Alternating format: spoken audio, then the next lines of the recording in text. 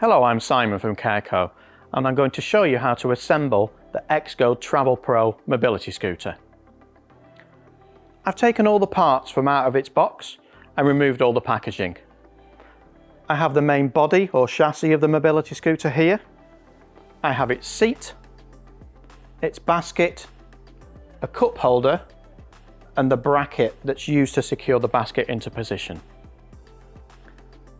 With the scooter out of the box, the first thing that we do is lift the tiller. To do this, there is a yellow lever at the front that you can see. Be careful, because when you press that, this is on a hydraulic strut and it will lift up. Press the button, keep hold of the handlebars, and then allow that, keeping the button pressed, to raise all the way up. The next thing on the list is to place a transportation fuse into the little box here. In order to do this, we need to, if the battery's fitted, remove that just as an extra precaution. So we'll lift the seat bracket out of the way.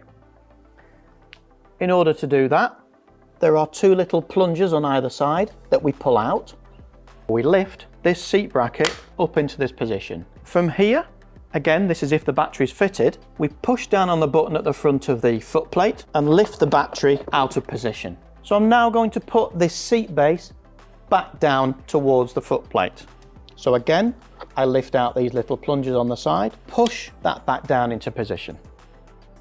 So I now have access to the control panel box here. There are two little screws that we undo and then lift this from position. And in here on the right hand side, there is a 35 amp purple fuse in position.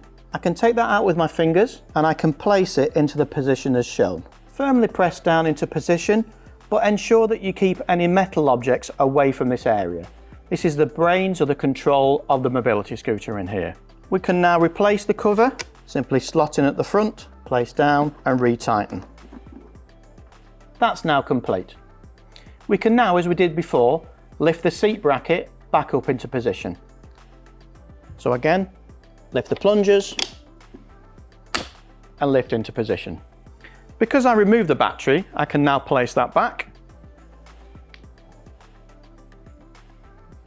The battery has these little connectors at the back, and that's what goes towards the back of the scooter.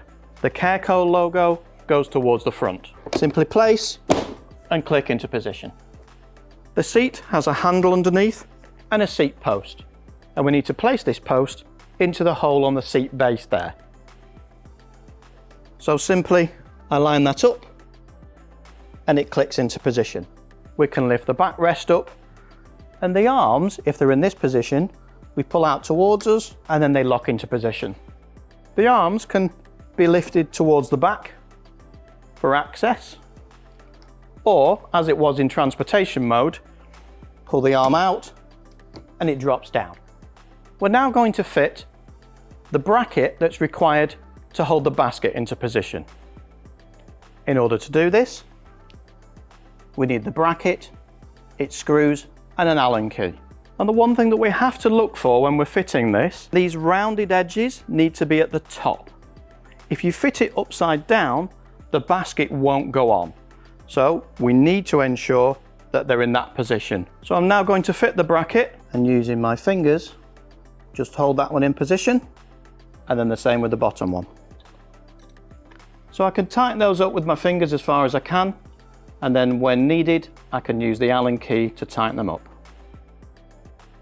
And make sure they're just nipped up. They don't need to be over tightened, but they need to be secure.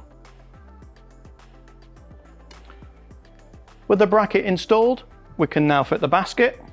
This will arrive folded to save space, but there is a little clip at the bottom. Unclip the basket and it all unfolds out. And then we place the base of the basket and push that down. That gives us a secure platform for our basket. Fitting it on the front, simply place in and push down, and that's it secured. And now we can fit the cup holder. Once again, the cup holder requires two screws, and I'm going to use my fingers before using the Allen key to tighten it. So once they're in position, I'm now going to use my Allen key